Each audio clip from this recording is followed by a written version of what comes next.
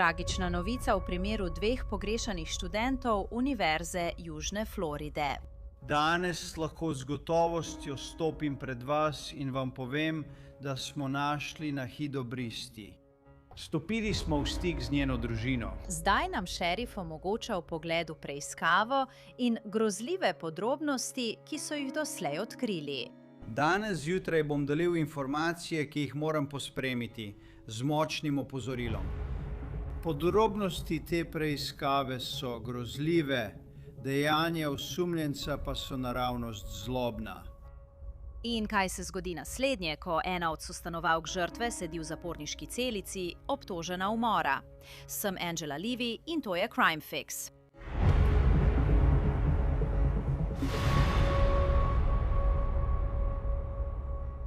Iz Floride prihaja primer, ki je neverjeten. Resnično je šokanten in uničujoč. Dve doktorski študentki iz druge države sta prišli v Južno Florido študirati. 27-letni Zamil Lamon in njegova punca Nahida Bristi sta študirala na Univerzi Južne Floride. Oba sta bila iz Bangladeša. Nahida je delala doktorat iz kemijskega inženirstva, Zamil pa je študiral okoljsko politiko in inženirstvo.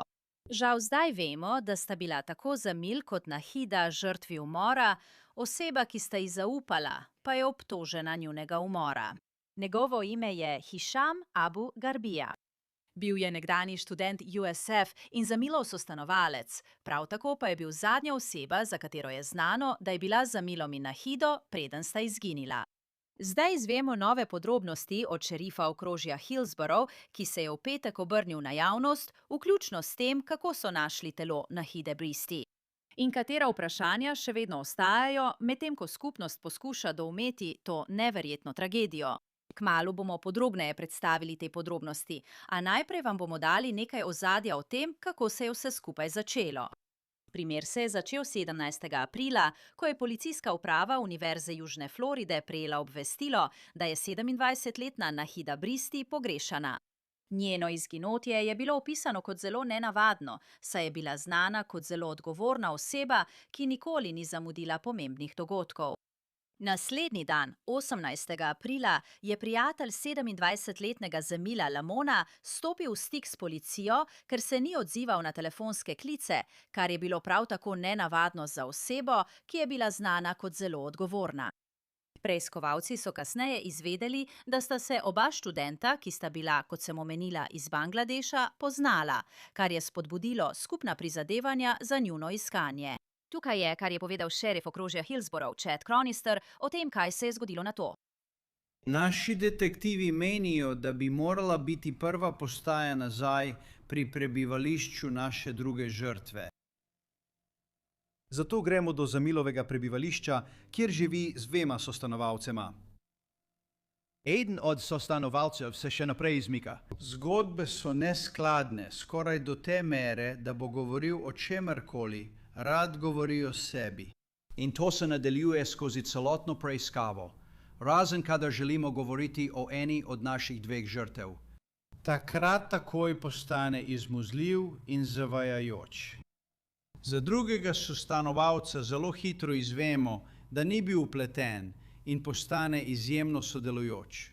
In na tej točki nas on, v začetnih fazah, ko gre še vedno za primer pogrešanih oseb, obvesti, da je nekaj narobe. Ko policija pregleduje stanovanje, ki so si ga delili Zamil, Hišam in še en sostanovalec, je nekaj stvari, ki res izstopajo. In tukaj začne preiskava zavijati v drugo smer. Predpražnik pri vratih manjka. Manjka tudi nekaj loncev in ponudb. Tako je prva postaja naših detektivov, ki so zelo zagnani, smetnjak.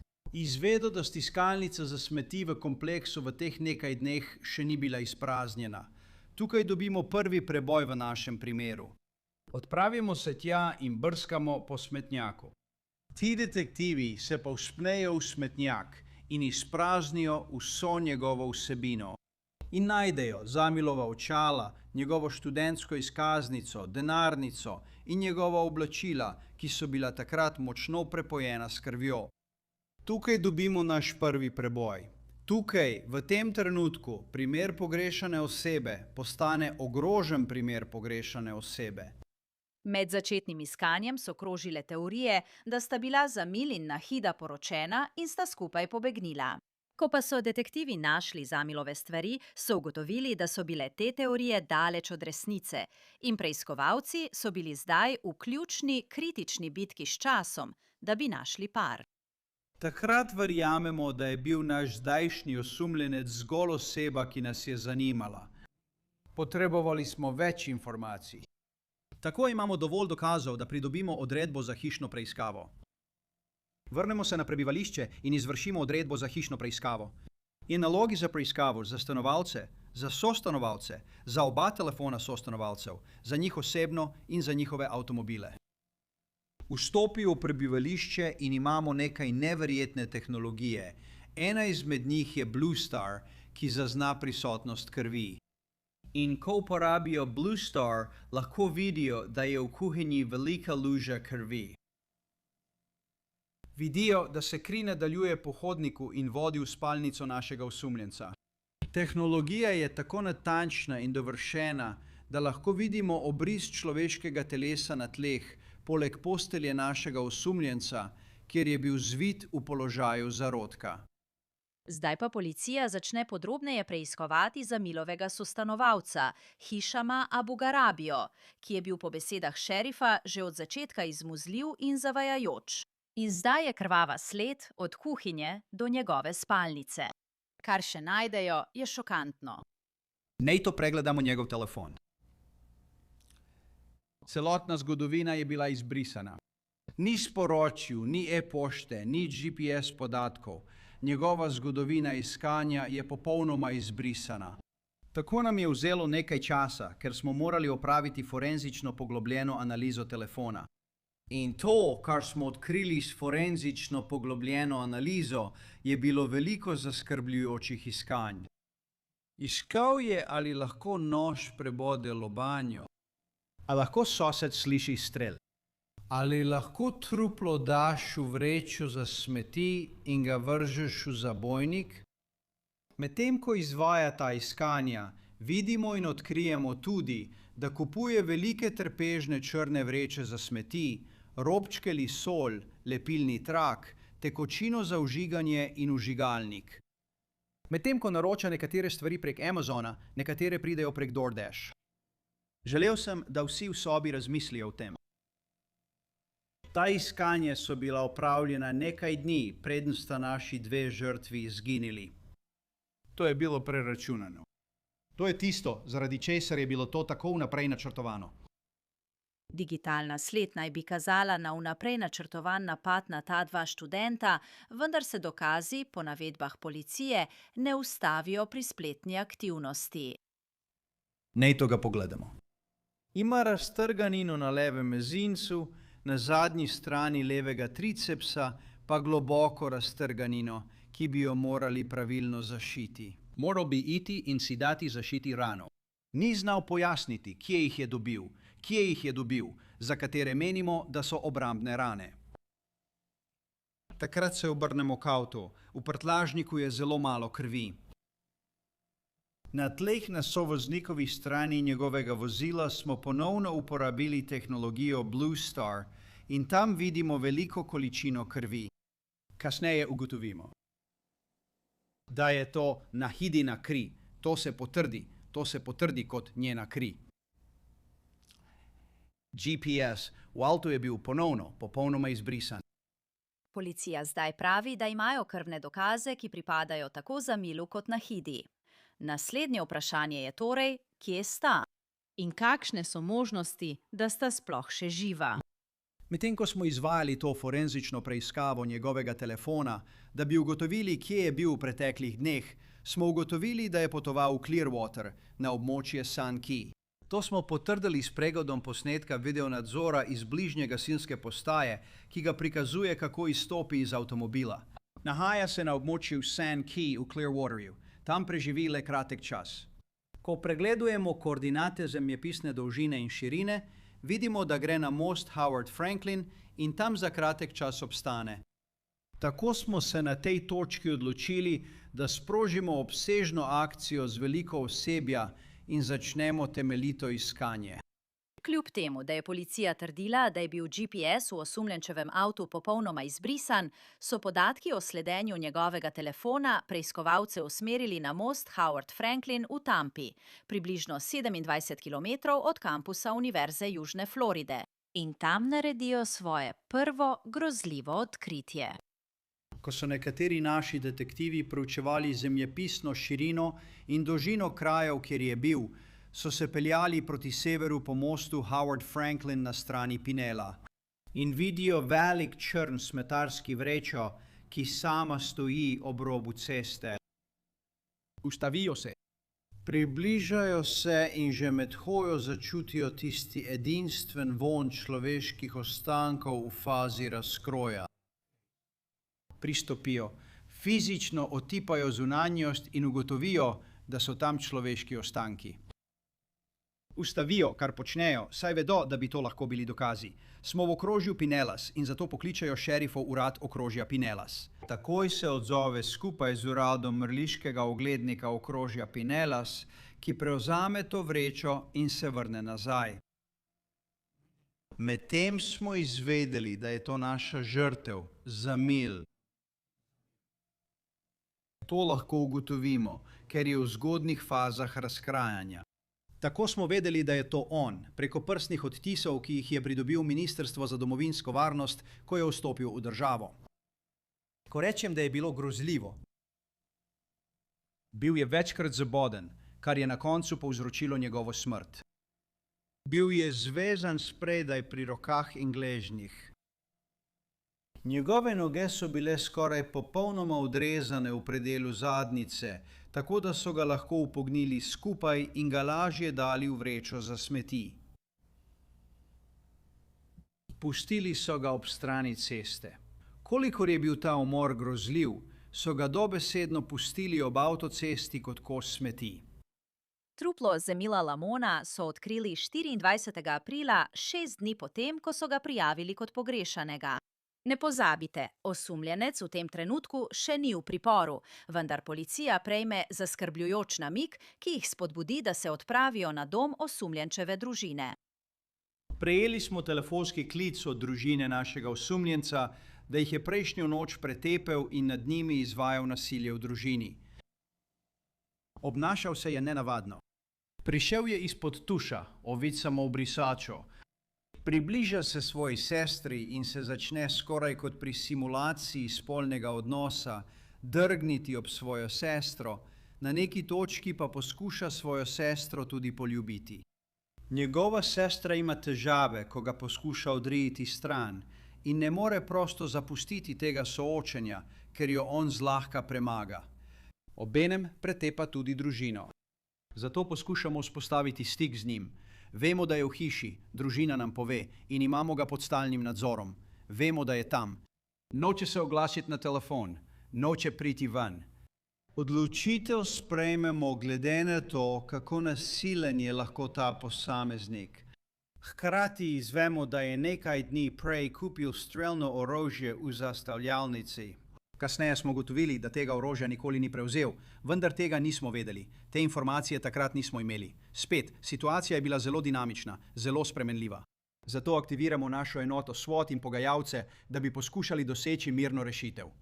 Po več urah poskusov vzpostavitve stika smo prišli do točke, ko smo se odločili, da bomo vstopili in ga fizično odstranili iz hiše ter ga aretirali. Približno na tej točki, kot ste videli na posnetku in ga gledate zdaj, se je mirno predal in bil aretiran brez incidenta. Takrat začnemo Posvetujemo se z državnim tožilcem, ki je bil tam od samega začetka in nas je vodil skozi to. In lahko ga obtožimo več kaznivih dejanj, kasneje pa ga dokončno obtožimo 2 načrtovanih, premišljenih umorov naših 2 žrtev. Policija ima zdaj osumljenca v priporu, vendar je njihova preiskava še daleč od konca, saj je Nahida Bristi še vedno pogrešana. 2 dni kasneje prejmejo ključen telefonski klic. 2 rekreativna kajakaša sta spet zunaj na območju okrožja Pinellas. In medtem, ko se to dogaja, šerifovi pomočniki in pomorska enota odlično opravljajo svoje delo, ko poskušajo določiti plimo, kdaj se pojavlja in kakšni so vzorci plimovanja, da bi ugotovili, kako široko iskalno območje potrebujemo. Potapljači so še vedno v vodi. Medtem ko ste bili tam in poročali, so bili to dolgi dnevi, ko smo poskušali najti naši 2 žrtvi, še posebej zdaj, ko vemo, da imamo 1 žrtev. Druga bi morala biti še vedno v bližini. Ko eden od naših kajakašev lovi ribe, se mu ribiška vrvica zatakne za vrečo. Mora iti globlje v mangrove. Zavoha nekaj, kar opiše kot neopisljivo. In ko se je približal, da bi odstranil svojo ribiško vrvico, vidi, da je bila plastična vrečka odprta. V notranjosti je bila slana voda. Ne more ugotoviti, kaj je, vendar je videti kot človeško telo. Zato stori pravo stvar in obvesti organe pregona. Takoj se premaknemo tja, stopimo v stik z enoto šerifovega urada okrožja Pinellas, ki je že tam z nami, s sodnim zdravnikom okrožja Pinellas in s forenzičnim oddelkom okrožja Pinellas, ki so prišli in prevzeli posmrtne ostanke. Medtem ko preiskovalci sumijo, da gre za telo Nahide Bristi, pride do forenzične ovire, ki upočasni identifikacijo, zaradi česar je skupnost skoraj 5 dni v negotovosti. Nažalost, zaradi stanja, v katerem je bilo njeno telo najdeno, je bilo že v napredni fazi razkroja in nismo mogli preprosto vzeti prstnega odtisa, zato je vse skupaj trajalo dlje. Danes lahko samozavestno stojim pred vami in vam povem, da smo našli Nahido Bristi. Stopili smo v stik z njeno družino. Zdaj aktivno delamo na tem, da bi zaradi verskih razlogov obe trupli vrnili družinam, ki živijo v Bangladešu. Uspeli smo ugotoviti, da je to bila Nahida. Nažalost tega nismo mogli storiti zaradi prstnih odtisov, ampak smo to storili na podlagi DNK. Uspeli smo potrditi DNK, nekaj zobozdravstvenih posegov, ki jih je imela, in oblačila, ki jih je še vedno nosila iz videoposnetka, ki smo ga videli. 16. aprila, ko je policijska uprava Univerze Južne Floride zožila iskanje, je bil zadnjič opažena na kampusu. Uradniki zdaj potrjujejo, da so bili ostanki Zamil Lamon in Nahide Bristi najdeni. Vendar pa je po besedah šerifa preiskava še daleč od konca. Morajo najti možen motiv. Zakaj bi ta osumljenec vzel življenje teh 2 doktorskih študentk? Verjamemo in čutimo, da sta bila skupaj ter da sta bila umorjena v bližini in približno v istem časovnem obdobju. Da naš osumljenec je v priporu. Žrtve so na poti, da jih vrnejo njihovim družinam, vendar preiskava še vedno poteka in je potekala do tega trenutka. Veliko je podrobnih zapisov, veliko sodnih pozivov, na katere še čakamo odgovore, kar bi lahko privedlo do dodatnih obtožb. Iščeš resnico. In drugo je, da iščeš razlog, zakaj se je to zgodilo. In upam, da bomo to izvedeli. Osumljenec se sooča z več obtožbami, vključno z 2 točkama umora prve stopnje s predhodnim naklepom z orožjem, nezakonitim zadrževanjem ali premikanjem trupla v neodobrenih pogojih, namenom prikrivanja, manipuliranjem s dokazi, nezakonitim odvzemom prostosti in fizičnim napadom. In lahko bi mu grozila smrtna kazen, če bo spoznan za krivega. Seveda, če se tožilci odločijo zahtevati smrtno kazen v tem primeru. Še ena zanimiva informacija, ki jo je podal šerif. 26-letni obtoženec je imel kazensko evidenco. Ima kriminalno preteklost, ki smo vam jo posredovali, nasilje v družini nad svojim bratom. In v nekem trenutku je v drugem stanovanjskem kompleksu vstopil v stanovanje, ki ni bilo njegovo. Ko so ga ujeli v stanovanju, je enega od vzdrževalcev potisnil na tla. In to je bila obtožba. To je njegova kriminalna preteklost. Obtoženec je v priporu brez možnosti varščine do sojenja. Po poročanju kanala News Channel 8 je državni tožilec povedal, da se bo obtoženec verjetno znašel pred veliko poroto do četrtka 7. maja. In spremljali bomo ta primer za vas. To je vse za to epizodo Crime Fix. Sem Angela Levi. Najlepša hvala, da ste bili z mano. Se vidimo tukaj naslednjič.